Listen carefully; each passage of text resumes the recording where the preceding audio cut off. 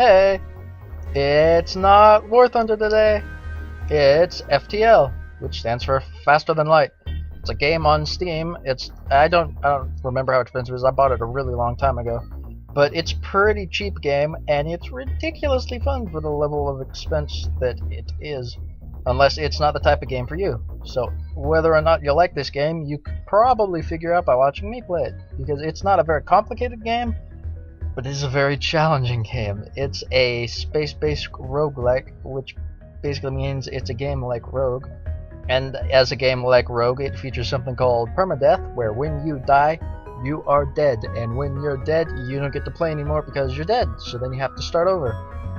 Which means there's a lot of starting over. The other cool thing is that means it's not a very long game, which means I can go from the beginning to the end. Well, hopefully to the end. I might not make it to the end. We're gonna find out. But even if I do make it to the end, the game very rarely takes more than 2 hours, and it only takes 2 hours if you spend the first 10 minutes doing absolutely nothing and talking, which is what I'm doing. So this is probably going to take 2 hours, but I'm gonna try and do it in 20-minute parts. I might not pay attention, or I might do more than 20 minutes at a time. You can check the timestamp on the video and you'll see exactly how long this part is. I don't know how long it is yet because I'm recording it right now. Anyway, I picked this game for 3 really good reasons. One of them, there's no voiceovers at any point in time, which basically means the people don't talk, they just do what I tell them to, which means I don't have to try and shout over anyone. But don't worry, in the future when I'm playing other games, you'll get plenty of opportunities to listen to me try and shout over AI characters that just won't shut the hell up. But not this game, they're all nice and quiet in this game. The second reason I picked this game is because I say it's not that long, so it's not a super big time investment for me or you. And the third reason I picked it is because it's extremely fun. I like games that are fun, because they're fun. So the basis of the story of this game, well, there isn't a super large amount of story. This right here is pretty much it. So I have this ship that I stole from the rebels, or I had it already, I don't know, I'm at the rebel fleet. I discovered information on how to defeat the rebel fleet, but the rebel fleet is chasing me down, trying to kill me, and they're also trying to destroy the rest of the Federation. So I need to make it from where I am now over to the Federation to help the Federation and make sure they don't die, and then I have to help them defeat the rebel fleet once I get there. So right now, I am here. I need to get over here, off to the right somewhere, and then we're going to have to destroy the rebel fleet that's pursuing me. But right now, I just have to stay away from the rebel fleet. The data I'm carrying is vital to the remaining British fleet. You'll need supplies for the journey, so make sure to explore each sector before moving on to the next, but the exit before blah blah, yeah. So this is my ship. It's all nice and shippy, because it's a ship. That's why we call it a ship. So I chose to use the Red Tail. It's the second version of the starting ship you get, so if you haven't played the game before, when you get it, you're not going to have this ship, but you will play the starting ship for not terribly long, and then you will have this ship. And it's a really nice ship. I like this ship specifically because it on its own stock can defeat any ship you're going to run into in the first 2 sectors, which means you can save up all your scrap rather than having to upgrade the ship immediately to increase your chance of survival. You can save it all instead, so you can buy the more expensive upgrades earlier rather than later. And I'm going to move my crew around a little bit. I just like them in that area better. So we have ASD, that's me, I get to be the pilot because I'm a pilot. Then we have her, and she does the shieldy shit, and then we have this dude, and the 2 of us are just humans, and humans are humans, and you know what humans are like. You're a human, unless you're not a human, unless you're a dog or something, in which case, if you're a dog, why are you watching my videos? But anyway, they're humans, they're humans. This dude, Narth, is a Zoltan, and the Zoltans are like people, except they only have 70 health instead of 100, and they provide power to whatever station they're sitting in. Should I have them in the engines? Because I like to always have my engines powered. And I can't unpower it, and they can't eye on it or anything to stop it from being powered while he's there, because he will always provide power, because he is a being of pure power. Power! Then we have Kara, who is a mantis. The mantises are really cool, because they can run really fast. And they're also really cool because they do extra damage in melee combat.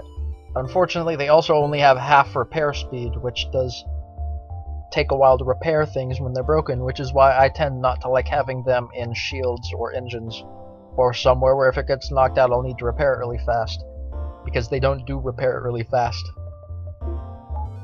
And we don't need power on our med bay because there's no one in the med bay, so we'll just put that on the engines. And now we shall go onwards, and this way we words, we're going there.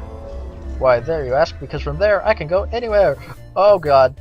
Alright, so you arrive at the beacon to find yourself dangerously close to a star. An automated rebel ship, impervious to the heat, moves in to engage. Alright, so I'm going to pause it for a second. Being close to a star means that every once in a while the star decides to have a solar flare, because that's what stars do, they flare. And it catches parts of your ship on fire. And that is dangerous and scary for a lot of reasons, and I'm not going to explain why it's dangerous and scary, because you're going to get to see why it's dangerous and scary.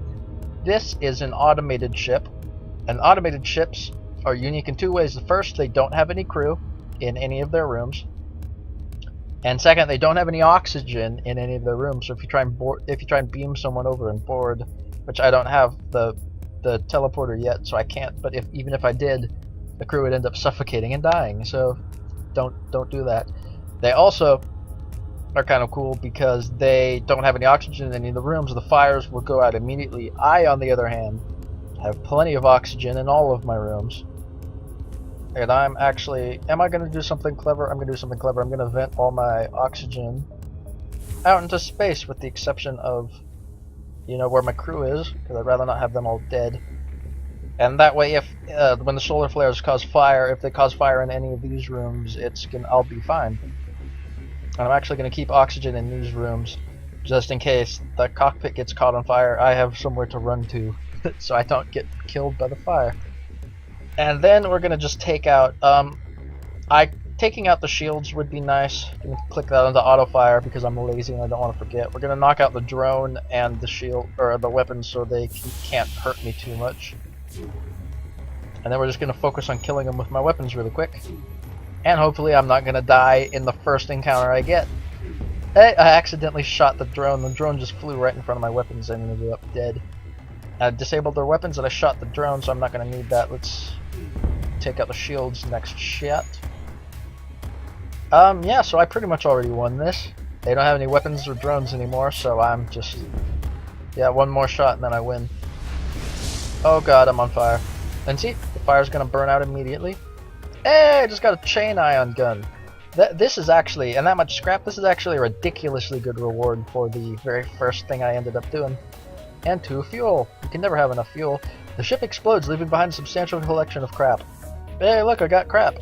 Look at all that crap. That's a good amount of crap. Closing all the doors, getting ready to jump. And jumping to the distress signal, we must save them! I tend to always go to the distress signals because I'm a nice person. And I like helping people. You follow the distress beacon to a tiny asteroid belt. You find a small ship struggling to maneuver through the field. Hail them and offer resistance. They respond, help! Our shields are down and we won't last long. Shield them with my ship. Let them die. Take damage. Not take damage. Let them die. Save them. I have plenty of health. I can sacrifice a little bit. Despite your best efforts, the civilian ship breaks apart from the constant barrage. Aww. You are barely able to break out of the asteroid field myself. The ship sustains some damage in the process, but also picked up 11 scrap. Who doesn't love scrap? I love scrap. So we're gonna go back here, then we're gonna go there, and we're gonna go up that way. You could just rush to the end of the sector as fast as you can to stay away from the rebel fleet. Absolutely, that was nice. Or you can do what I like doing and going through as many as you can to collect up as much stuff as you can to maximize the chance you get some nice rare encounters and get some nice stuff. I like stuff. It appears that an automated shuttle was waiting within the nebula to warn of my passing. They powered up their FTL drive and they're getting ready to run away. And they're going to warn the fleet of my position. So, we're going to destroy their engines first to make sure they can't escape, but we're also going to throw one at their weapons to make sure they don't... they missed both of them. So this is a nice time to explain that the weapons are pretty obvious. I mean, you fire weapons, they hit stuff. The shields provide 1 defense when they're up. So they have to break through the shields. Haha, killed you. Before they can actually damage me. Another good take. Plenty of fuel. Alright, I like getting a lot of fuel in the beginning. Makes it that much less likely that you'll run out. But, the somewhat complicated concept is the evade chance. That's whenever you have your engines powered, and I can't unpower my engines because I left the Zolt in there. Hence why I put the Zolt in there. But Each power you have on your engines gives you a 5% evade chance, which basically means every time something shoots at you, there's a 5% chance it'll miss. By having the cockpit, well, right now, because I don't have any autopilot on this ship, my pilot, it's just one, so I don't have any autopilot. That means if I take me out of the cockpit and no one's flying the ship, my evade chance drops to 0, because no one's flying the ship's just sitting there. So while you're flying it, by simply having it powered, you get 5% chance. Then for having me at the controls, you get an extra 5% chance. Then you get a 5% chance for each power bar, and wait, no. Alright, so there's a 5% chance for having me manning the cockpit. Then there's a 5% chance, additional chance for having him manning the engines. And then there's a 5% chance for each power bar, so that's a 20% chance. Yay, chance. There you go, I got my math good. So there you go, so as long as you keep the engines and cockpit manned. Well, actually, you don't need the engine manned, you just get a bonus 5% for him. See, you still have the 2 power bars on the engines, and 15%. With him manning it, we get a bonus 5%. And also because he's providing power to that, even if the engines are ion, they'll never be able to ion it enough to get rid of his power because he's so powerful. So on to the next nebula. The reason I like going through nebulas is when you go through the nebulas, it's good and bad. Hey, a mana ship hails me through the storm. These are scarce clan hunting grounds. I'm alright. So they're attacking me because they're Manus and they're assholes, and that's what asshole Manus do. But, what am I trying to say? I was saying something else before he distracted me. Never mind. Fire! Haha, uh-oh, they hurt my doors. So I'm gonna go repair it with my guy because he's the closest, and I don't need an evade chance while they only have the one, well, they're dead. I was gonna say, because they don't have any weapons firing, it doesn't matter.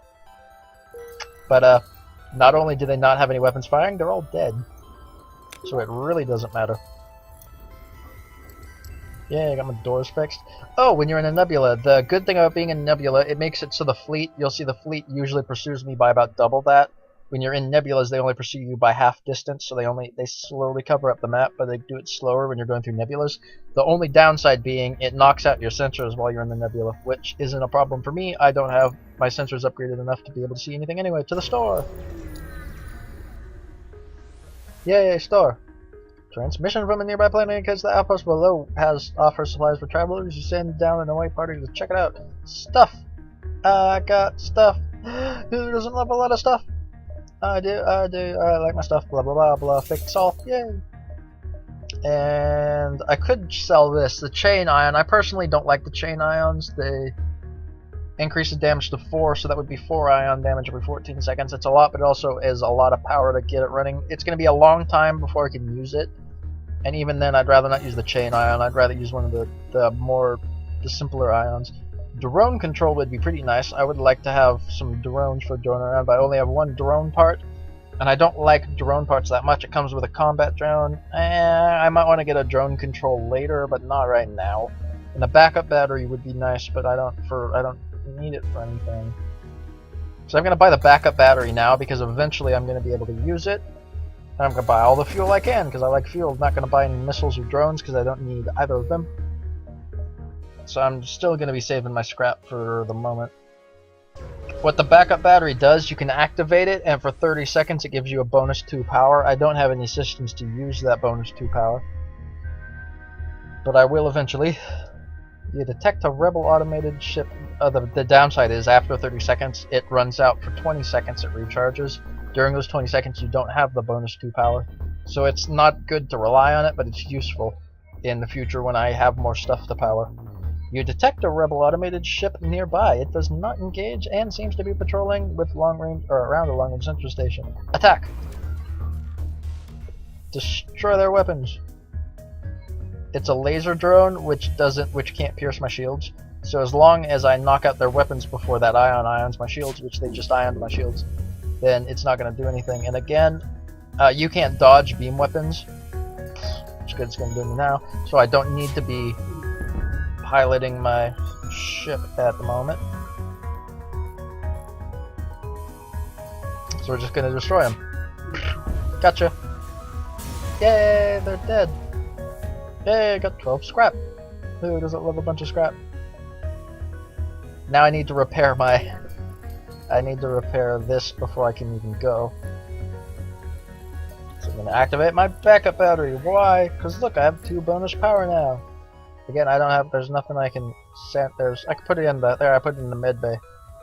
Nobody's hurt, and nobody's in the med bay anyway, so it doesn't matter. But hey, you know, I have it.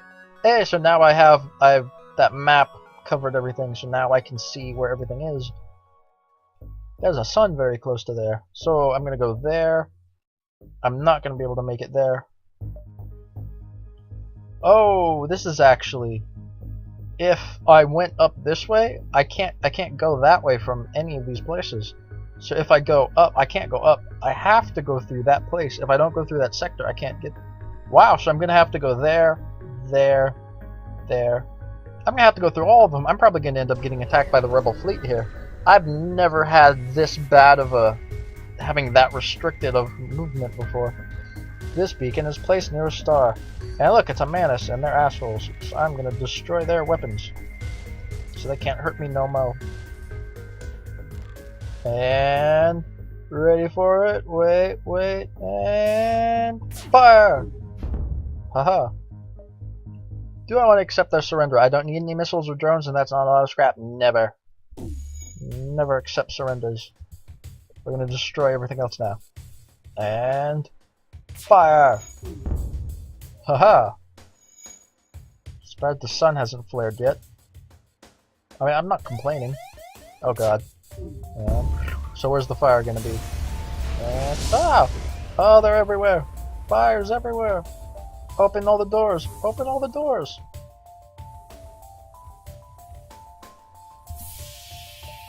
See, I got almost 20 scrap that time. Oops. Got to open those doors. And am I gonna have anything damaged? I'm not. Yay! Close all the doors and jump! Jump before the flares flare again! I stumble across the forward scout of the rebel fleet. Oh, they're getting ready to go. I can't let them go. If they go, then they're gonna put my position. And the rebels, they're gonna catch up faster, and I can't let them catch up faster. So I don't care about that drone. The missile's gonna bypass my shields, so my shields aren't gonna get knocked down anyway. I just hope that missile misses. It didn't. Oh, and now the Manus is repairing that, so I'm gonna have her help him repair that, because the Manus suck at repairing things. Uh-oh. Oh, they didn't hurt anything that time. Alright. Gonna knock out their weapons. Oh, pooey heads. Just gotta make sure those weapons stayed. That one laser is... Alright, we're gonna hold off on firing it so it's synchronized with the rest again. Never mind, they're already dead. Yay, more stuff. Alright, so if the rebel scouts escape, then the rebel fleet will catch up faster. And I don't want that. So those two are gonna go in there. The Zoltan's gonna power the med bay just by being there, which is nice and great and wonderful. And there we go. Everybody's all nice and healed.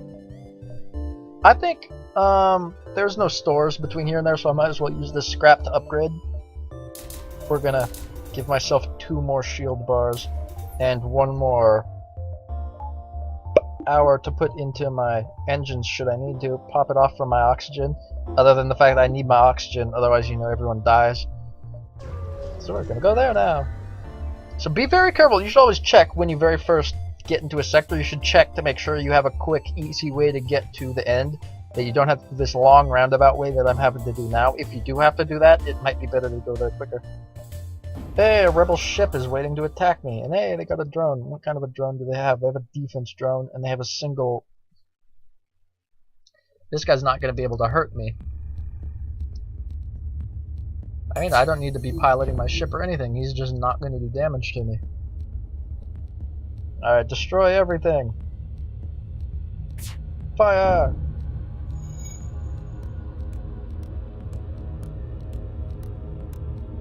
And fire again. Haha. That was easy. Hey, I got another weapon. They love handing me weapons early in the game, apparently. Hull Smasher Laser Mark II. The hull smashing lasers, they do more damage when they hit a room without systems, so they're very good at destroying ships quickly, but they aren't very good at disabling systems. Ship explodes, leaving behind substantial stuff. Yay, stuff. So it's gonna take 3 power It does 3 shots, that's 3 damage per thing. It does 2, so it does 2. That'd be 6 damage to the hull. That's a lot.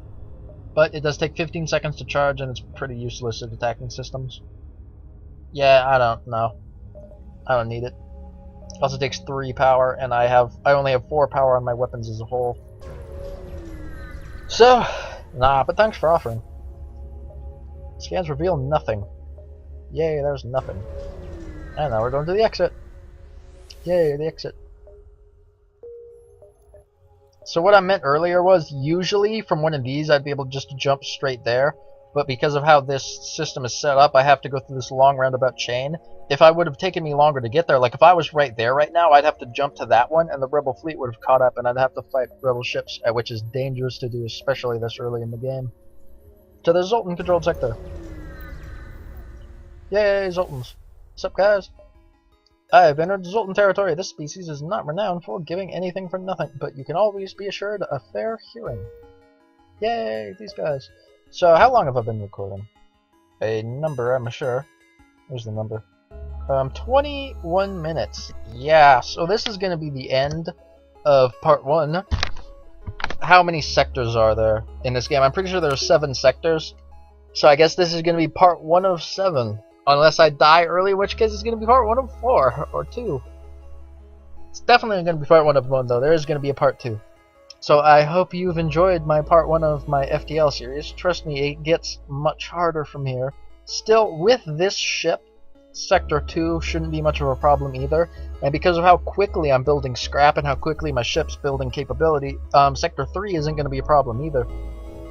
So I should make it pretty far with this ship, but I might not make it that far with this ship. Stay tuned and watch the future parts to find out.